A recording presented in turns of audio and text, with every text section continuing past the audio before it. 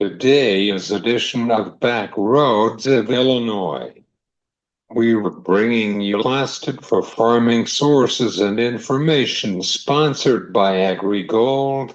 I am Cesar Delgado. I am your host of today's program. I am glad that you're here for today with us. Let's just say we are in the weekend after this busy week. Otherwise, we were talking about the 45Z on Wednesday. This is the issue of the 45Z from the IRS for right now. Otherwise, farmers are finding it difficult to understand that the IRS and Department of Commerce. Here with Jacque Fatka from CoBank. We were talking about that with her. I know that this tax credit is pretty difficult to find out more information on this tax credit from the IRS. However, we were talking about that with Jacque. Then we were talking about the commodities markets with Bill Havtape from 834 Hedge. Otherwise, this is your rural news sponsored by AgriGold. John Deere is sued by Department of Commerce and Department of Trade because the right to repair their services are provided by each area and the farmers is the technical details about the equipment. The Democrat senators to put a bill for the tariffs by President-elect Trump.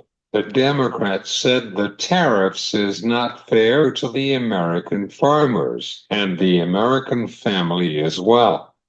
There is no markets for Monday because of Martin Luther King Jr. Day and inauguration in Washington, D.C. This is your rural news for this afternoon. This is your commodity markets for this afternoon, sponsored by Kyle Bumstead. Corn futures is up at 3 to 6 cents. Soybean futures is up at the half at 5 to 10 cents. Wheat futures is up at 9 to 5 cents. Let's take a look for the livestock markets. Cattle is down at 3 to 6 cents.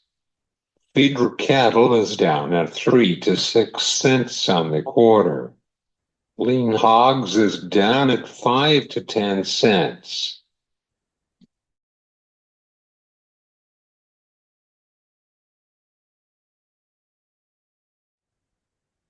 This is the issue of the 45Z from the IRS for right now.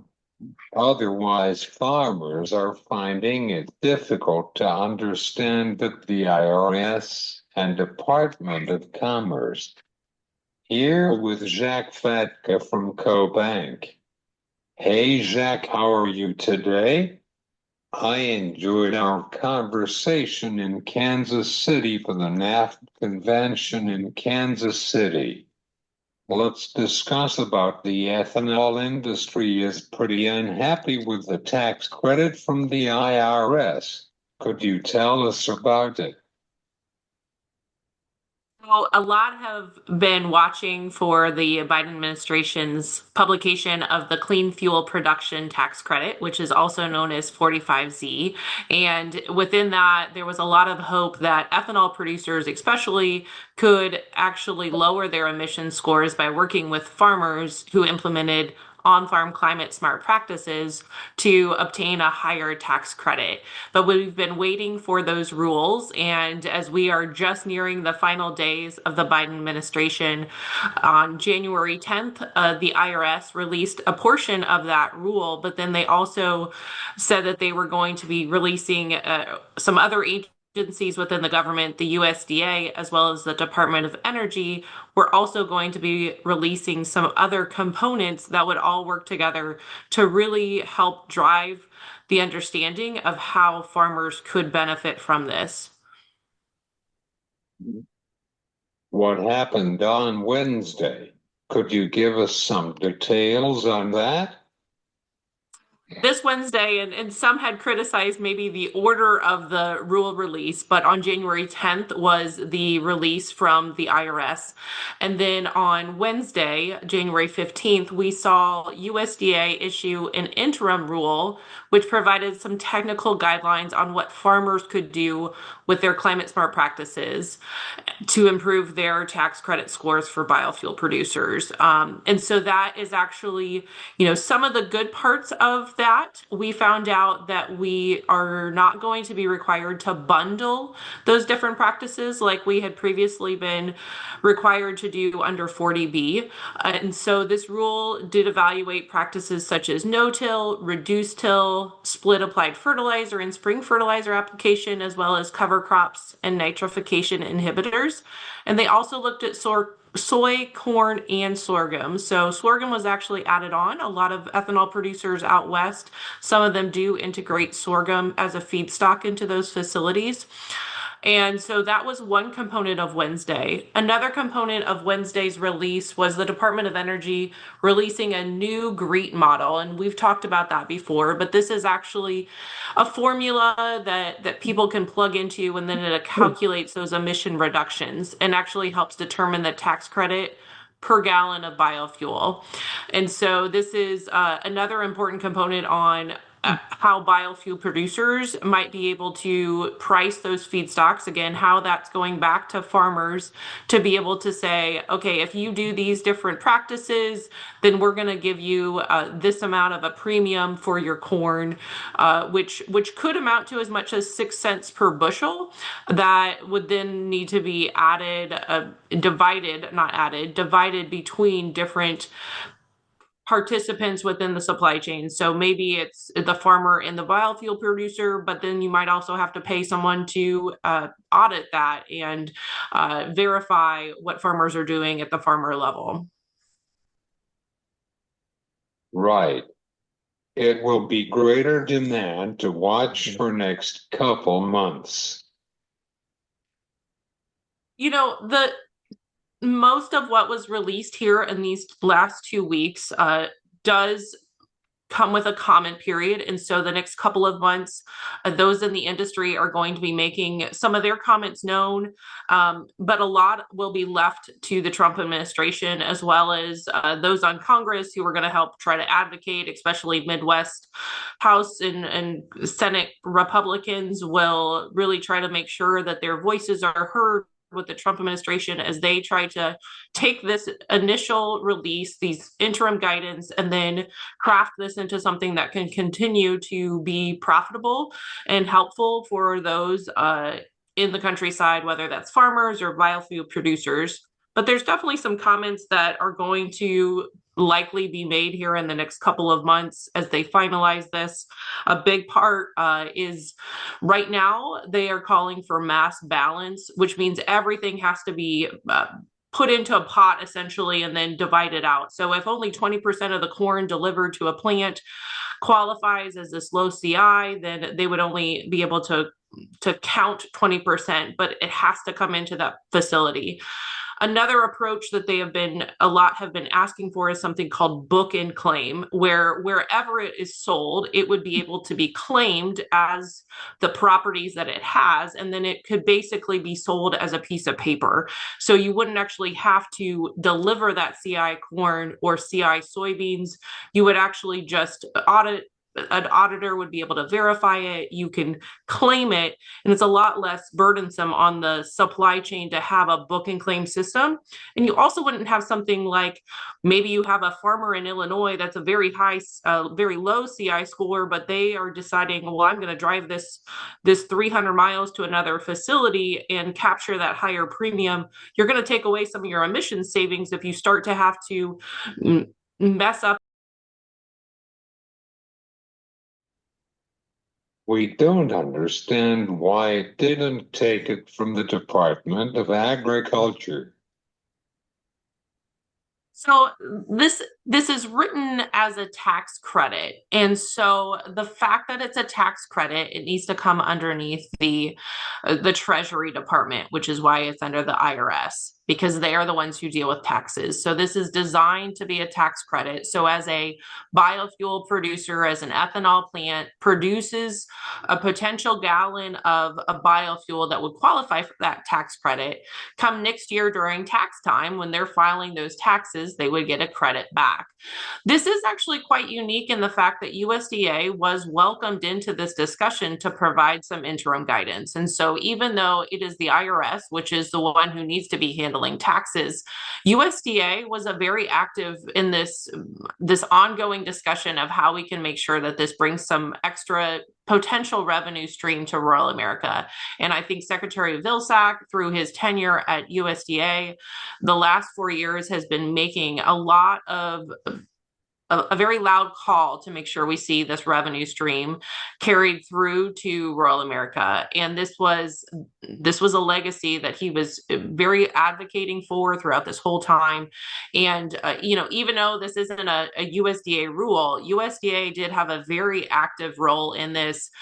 Their guidance on the climate smart ag practices really shows to the fact that they were listening to farmers, wanting to make sure that farmers were involved in this discussion, and trying to make this much more as an income revenue opportunity for farmers in rural America. And when you look back at the 40B, which was a sustainable aviation fuel tax credit, there wasn't a lot of input from USDA. So I think USDA learned from that. That was released in mid 2024, and they really went to work very quickly to try to make sure that whatever came out on 45Z, that ag and farmers were part of that discussion. Do you have any final thoughts on this report from Wednesday? I think the bottom line is there will be some opportunity to maybe see a little bit of extra revenue for farmers. It will require them to verify and track what they're doing throughout the whole season. I think this will be important for farmers as well as the commodity groups to look this over, evaluate the impact of some of these suggested interim guidance that we are now looking at, and make those comments known. And then hopefully the Trump administration also doesn't completely take an axe to this and maybe a scalpel to see if we can make this more palatable and really be able to bring that revenue back to rural America where it might be needed, especially in today's leaner times with lower commodity prices. Thanks, Jacque. I am glad to talk to you today. Always great to talk with you. Have a great day. This is Jacque Fatka from CoBank for the 45Z on back roads of Illinois.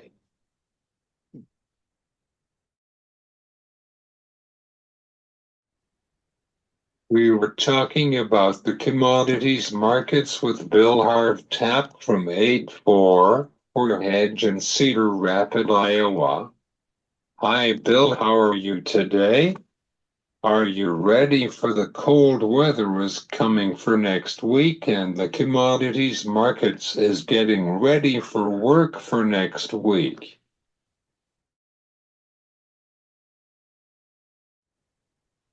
Sound like it's going to be much fun. It will, however, I think, be an interesting week to see what kind of executive orders come from the new administration.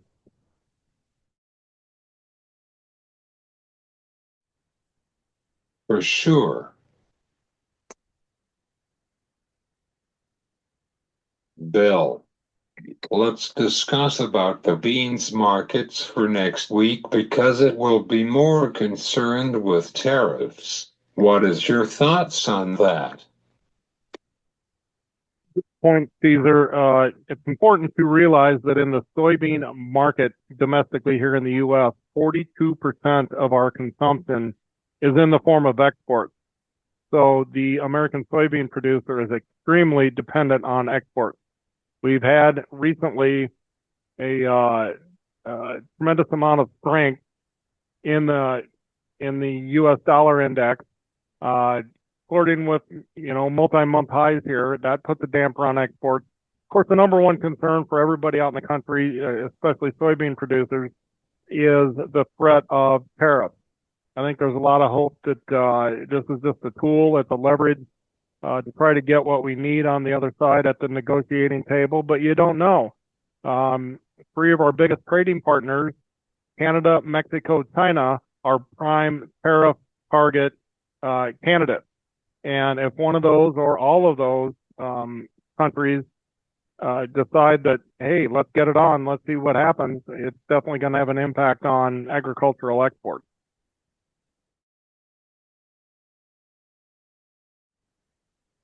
How is the beans markets for this afternoon with this 3 days weekend?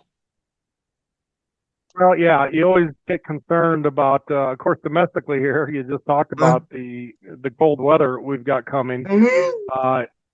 In the southern hemisphere, it's their growing season. It's the equivalent of their June and July. And as so often happens here domestically, in June and July, the forecast for rain sometimes doesn't quite live up to expectations. The market reacts accordingly. You get an upside move. It's important to note that we've got some potential export problems in soybeans, but we saw from the reports here last week that the supply of soybeans in the world is at a record.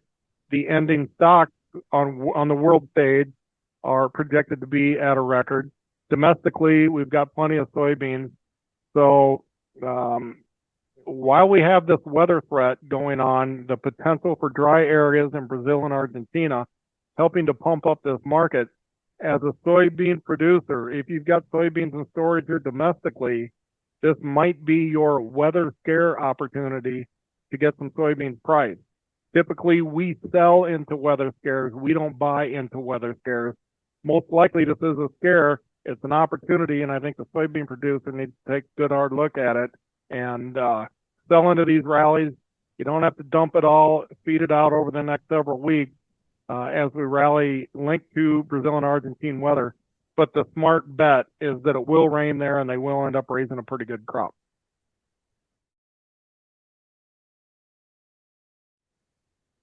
Do you have any concerns about ag labor for next administration? Well, yeah, and anytime you've got a change in administration, there's a lot of questions and a lot of concerns. Some of that stuff to me gets a little bit overhyped. I think we're going to just have to have confidence that the new ag secretary understands the needs of this producer. I think they understand that a lot of producers, a lot of farmers in the Midwest knew that a vote for Trump was potentially a vote against their pocketbook, but at least many of the guys I have talked to, they realize that they could suffer a little bit, but they do believe that the long-term best option for this country was this administration.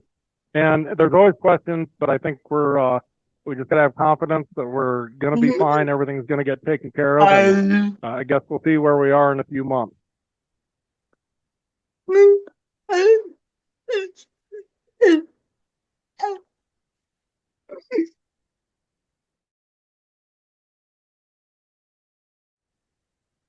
Do you have any final thoughts on the corn markets for next week? Yeah. The Commitments of Traders report, which is always released on a Friday afternoon, did show that the funds added substantially to the corn market. Actually, I was a little bit surprised. Fund or managed money traders in the corn market added 38,000 contracts of longs. I thought that number was going to be bigger, but my point is the funds are very interested in owning this corn market. They have been interested in owning it for several weeks. They've been net long for several weeks, and the corn market feels like it wants to be higher. Very explosive move today into new multi-month highs.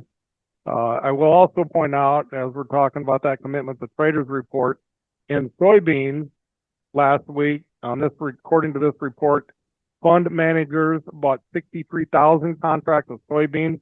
That puts them net long. I think that's the first time they've been net long soybeans in over a year.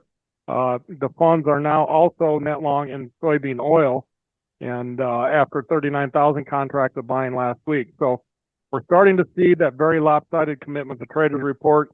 The funds have been extremely short in ag, and they are starting to turn around in certain commodities and go back long. I'm most bullish about corn, but hopefully it drags some of these other markets higher. How is the CFTC report?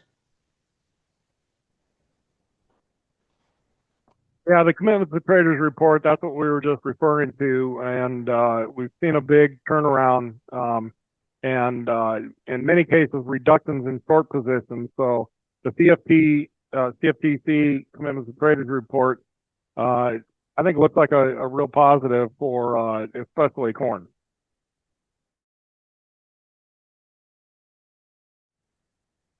Is there anything else that would like to talk with the producer about the commodities markets for next week?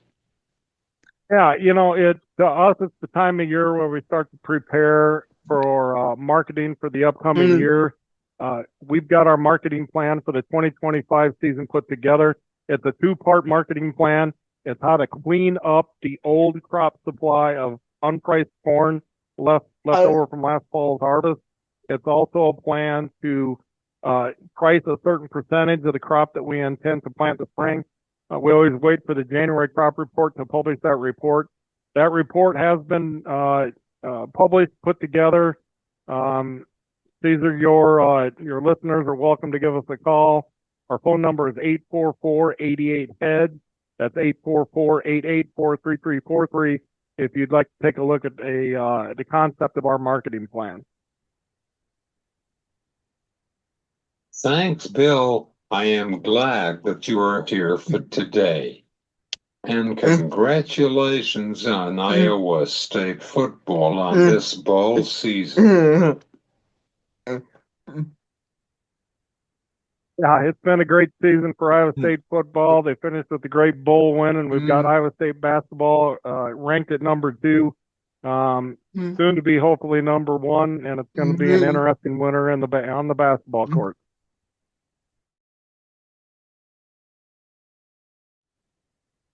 How about wrestling?